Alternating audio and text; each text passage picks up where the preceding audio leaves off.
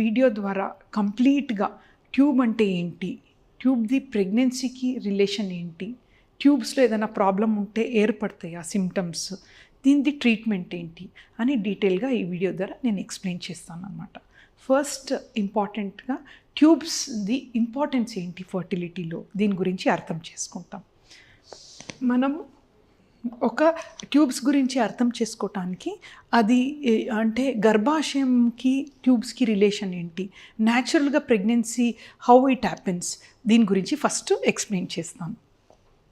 ఇది లేడీస్ గర్భాశయం అన్నమాట, యూట్రస్ అని చెప్తాం అన్నట్టు.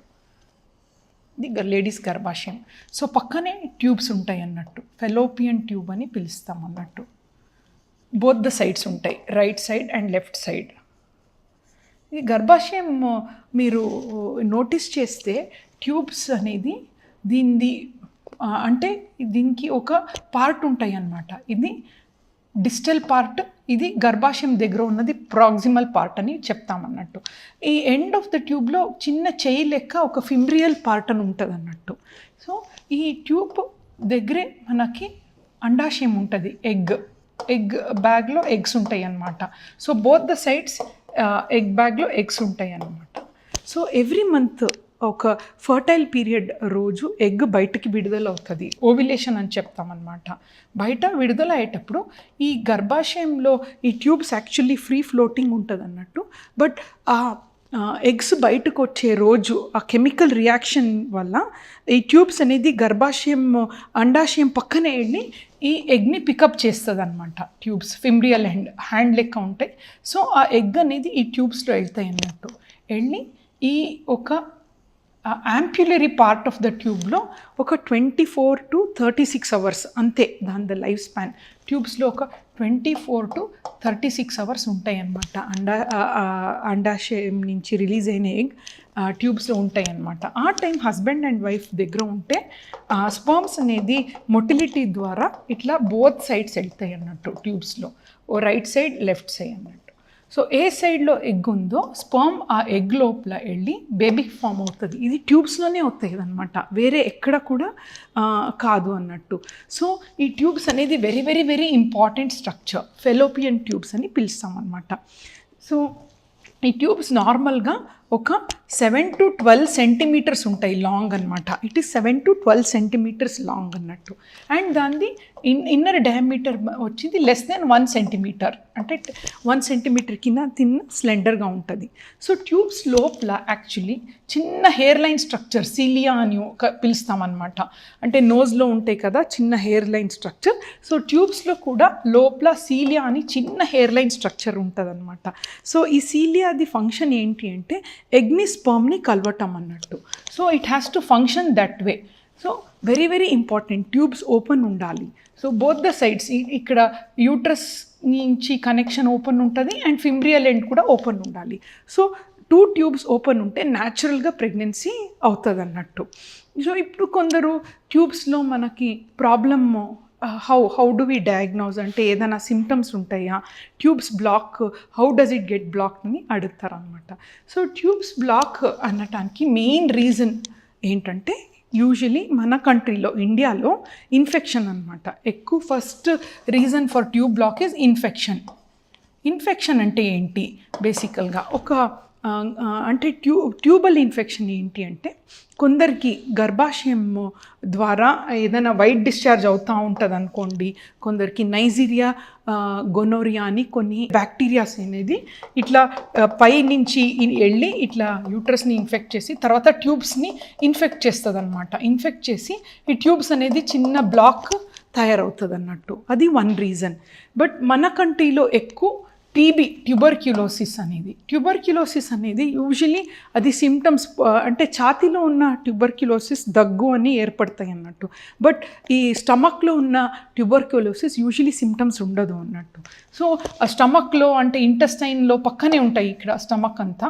సో ఇక్కడ వచ్చిన ఇన్ఫెక్షన్ ఏమవుతుందంటే ఈ ట్యూబ్స్ని ఫస్ట్ ఎఫెక్ట్ అవుతుంది. ఫస్ట్ ట్యూబ్స్ని ఎఫెక్ట్ చేసి ఈ సీలియా అని ఉంటుంది కదా చిన్న హెయిర్ లైన్ స్ట్రక్చర్ని, టీబీ ప్రాబ్లం ఏం చేస్తుందంటే మొత్తం సీలియాని డ్యామేజ్ చేస్తుంది అనమాట. సో డ్యామేజ్ చేసి ఈ ఫింబ్రియాని కూడా బ్లాక్ చేసేస్తుంది టీబీ ఇన్ఫెక్షన్. సో ఏమవుతుందంటే ఇక్కడున్న సెక్రీషన్ అన్నీ ఈ ట్యూబ్స్లో కలెక్ట్ అయిపోతుంది, బ్లాక్ ఉంది కదా. తర్వాత ట్యూబ్ వాప్ అవుతుంది అనమాట, చాలా పెద్దగా వాప్ అయ్యి అంటే స్వెల్లింగ్ ఉండి లోపల చాలా ఫ్లూయిడ్ కలెక్షన్ ఉంటుంది అనమాట. So we call it as hydrosalpinx అంటాము. సో ఇది మరీ ఎక్కువ పెద్దగా అవుతే సిమ్టమ్స్ కొందరికి పెయిన్ కానీ అట్లా ఏర్పడతాయి అన్నట్టు. సో ఇన్ఫెక్షన్ ఉన్నప్పుడు కూడా చాలామందికి ఏమీ అంటే సిమ్టమ్స్ ఉండకపోవచ్చు, బట్ కొందరికి వైట్ డిశ్చార్జ్ కానీ పెయిన్ అబ్డమన్, లోవర్ అబ్డమన్లో చాలా పెయిన్, అండ్ కొందరికి అంటే పీరియడ్స్ టైంలో కూడా పెయిన్ రావటము, ఇవన్నీ ఎక్కువ ఉన్నప్పుడు పెల్విక్ ఇన్ఫ్లమేటరీ డిజార్డర్ అని పిలుస్తాం మేము. ఇన్ఫెక్షన్ది కొంచెము అంటే క్రూషియల్ స్టేజ్ ఏంటంటే మొత్తం గర్భాశయము కానీ ట్యూబ్స్ అన్నీ ఇన్ఫెక్షన్ అవుతుంది. సో ఈ ఇన్ఫెక్షన్ వల్ల వాళ్ళకి ప్రెగ్నెన్సీ కాకపోవటానికి కూడా ఉంటుంది అండ్ పెయిన్ కూడా ఉంటాయి అన్నమాట. దిస్ ఈజ్ వన్ రీజన్ అనమాట, ఫస్ట్ రీజన్. సెకండ్ రీజన్, ట్యూబ్స్లో కొందరికి ఎండోమెట్రియాసిస్ అని, అంటే ఇది ఒక ప్రాబ్లం అనమాట. ఆ ఎండోమెట్రియాసిస్ వస్తే ట్యూబ్లో ఏమవుతుందంటే లోపల అంతా అడేషన్స్ ఫామ్ అయ్యి అతికిపోతాయి అన్నట్టు ట్యూబ్స్లో. సో ట్యూబ్స్ ఒక్కసారి అదన్నీ చాలా అతికిపోతే స్పర్మ్స్ ఎగ్ కలవదనమాట. సో వాళ్ళకు కూడా ఎండోమెట్రియాసిస్ వల్ల కూడా ట్యూబ్ ప్రాబ్లం రావచ్చు. ఇంకా కొందరికి అంటే పేగులు కానీ అపెండిక్స్ అని మీరు విన్నారనుకుంటా, రైట్ సైడ్ లోవర్ అబ్డమన్లో అపెండిక్స్ ఉంటాయి. కొందరికి చిన్నప్పుడు ఏదైనా అపెండిక్స్ రప్చర్ అయ్యి ఏదైనా ఇన్ఫెక్షన్ ఏర్పడితే ట్యూబ్స్లో కూడా ప్రాబ్లం కావచ్చు, అంటే అబ్డామినల్ ఇండికేషన్స్ కొన్ని ఉంటాయి అన్నమాట. ఇంకా కొందరు లేడీస్లో ఏమవుతుందంటే ప్రెగ్నెన్సీ ఫామ్ అయ్యి యాక్చువల్లీ ఒకసారి ఇక్కడ ఫర్టిలైజేషన్ బేబీ ఫామ్ అయ్యి ఈ బేబీ అనేది మెల్లగా 6 days తర్వాత వచ్చి గర్భాశయంలో అతుక్కొని 9 months వరకు ఇది పెద్ద స్ట్రక్చర్ కదా పెరుగుతుంది అనమాట. బట్ కొందరికి ఈ బేబీ అనేది ట్యూబ్స్లో ఉండిపోతుంది, మళ్ళీ అది గర్భాశయంకి వెళ్ళదు. సో ఇటువంటి సిచ్యుయేషన్లో ఈ బేబీ ఇక్కడే పెరుగుతుంది.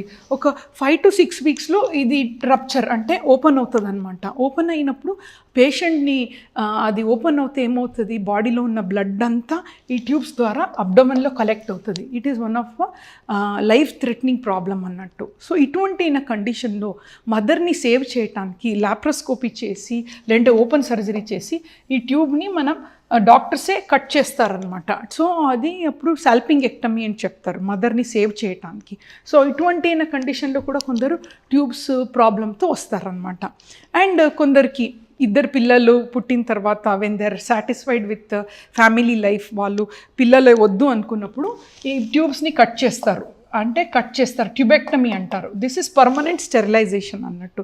ట్యూబ్స్ని కట్ చేస్తే ఎగ్ స్పర్మ్ కలవదు కదా, సో వీళ్ళకి ట్యూబ్స్ని కట్ చేస్తారనమాట. సో ఇటువంటి కండిషన్లో కూడా కొందరు మళ్ళీ ఒక పిల్లలు పెద్దగా అయిన తర్వాత ఇంకొక బేబీ కావాలన్నప్పుడు ట్యూబల్ ఇష్యూస్తో వస్తారు వాళ్ళు. అండ్ కొందరికి పిల్లలు 1 baby కానీ ట్యూబెక్టమీ చేసుకున్న తర్వాత వీ హ్యావ్ సమ్ లేడీస్ ఒక పాప అయిన తర్వాత వెంటనే వాళ్ళు ట్యూబెక్టమీ చేసుకున్నారు. అన్ఫార్చునేట్లీ ఆ పాపకి హెల్త్ ఇష్యూస్ వచ్చి ఎక్స్పైర్ అయింది. Now she want 1 kid.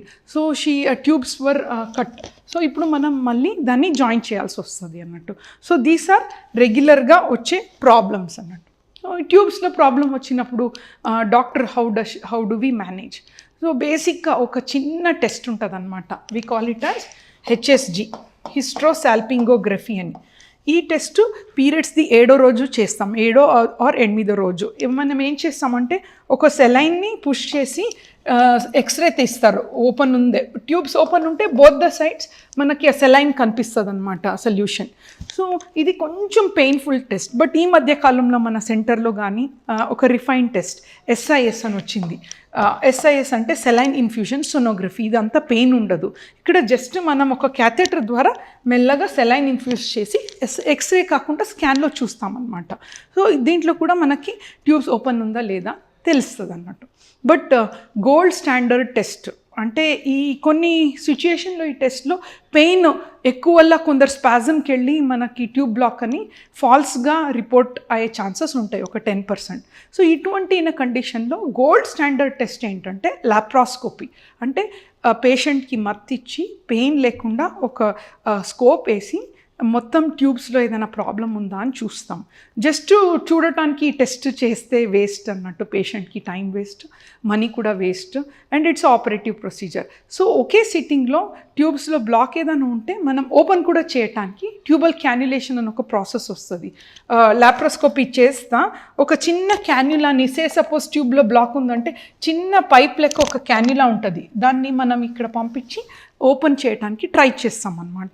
And తర్వాత ఇక్కడ కొన్ని సిచ్యుయేషన్లో అతుక్కుని ఉంటుంది ట్యూబ్స్ని, అవన్నీ రిలీజ్ చేస్తాం, అడెషన్ని రిలీజ్ చేస్తాం అనమాట. సో వాళ్ళకి ట్రీట్మెంట్ కూడా ఒకే సిట్టింగ్లో జరుగుతుంది అన్నట్టు. బట్ కొందరు లేడీస్లో లాప్రోస్కోపీ ద్వారా కూడా ట్యూబ్స్ ఓపెన్ అవ్వటానికి ఛాన్సెస్ ఉండదు. చాలా డెన్స్ అడెషన్స్ ఉందనుకోండి, ఆల్రెడీ ఆ ట్యూబ్ డ్యామేజ్ అయి ఉంటుంది. ఇటువంటి వాళ్ళకి మనము పిల్లల కోసమే కదా ట్యూబ్స్, అంటే పెయిన్ లేదనుకోండి, వాళ్ళకి పిల్లలు కావట్లేదన్నప్పుడు డైరెక్ట్ ఎగ్ తీసి స్పర్మ్ని ఇన్సర్ట్ చేసి ఇక్సీ ద్వారా, అంటే ట్యూబ్స్లో ఏమీ జరుగుతుందో అది మేము ల్యాబ్లో చేసి బేబీని తీసుకొని గర్భాశయంలో ఇన్సర్ట్ చేస్తాం. ఇది IVF ఇక్సీ ప్రాసెస్ అన్నమాట. చాలామంది ట్యూబ్స్లో ప్రాబ్లం ఉన్న వాళ్ళు మోస్ట్ ఆఫ్ ద టైం వాళ్ళకి ఎగ్ స్పర్మ్స్ అంతా బాగుంటే success chance is very good అనమాట. Maybe some years back awareness లేనప్పుడు ట్యూబ్స్లో బ్లాక్ ఉన్నప్పుడు చాలామంది పిల్లలు పుట్టారని దే యూస్ టు వరీ అన్నట్టు. But we have millions of ladies అనమాట ట్యూబ్స్లో బ్లాక్ ఉంటే కూడా వాళ్ళదే అంటే ఎగ్ స్పర్మ్ ద్వారా జెనెటిక్గా మదర్గా వెళ్తున్నారనమాట. And first IVF baby Louise Brown అంటే పుట్టింది IVF ద్వారా పుట్టింది. ఎందుకు అంటే వాళ్ళ మదర్ కూడా ట్యూబ్లో బ్లాక్ ఉండింది. So she is now 48 years. First IVF tube block, దానికి నా ముందు ట్యూబ్స్లో బ్లాక్ ఉంటే వాళ్ళు అసలు ఈ అమ్మాయికి పిల్లలు పుట్టారని దే యూస్ టు బ్రాండ్ అనమాట. ఇప్పుడు ట్యూబ్లో బ్లాక్ ఉంటే కూడా చాలా టెక్నాలజీ వల్ల ఈజీగా ప్రెగ్నెన్సీ వచ్చే ఛాన్సెస్ ఉన్నాయి అన్నమాట. సో సక్సెస్ కూడా చాలా మంచిగా ఉందన్నట్టు. So you don't have to worry at all. ఏ ట్యూబ్లో బ్లాక్ ఉంటే కూడా దానికి తగిన ట్రీట్మెంట్ డెఫినెట్లీ ఉంటుంది అన్నట్టు. Thank you.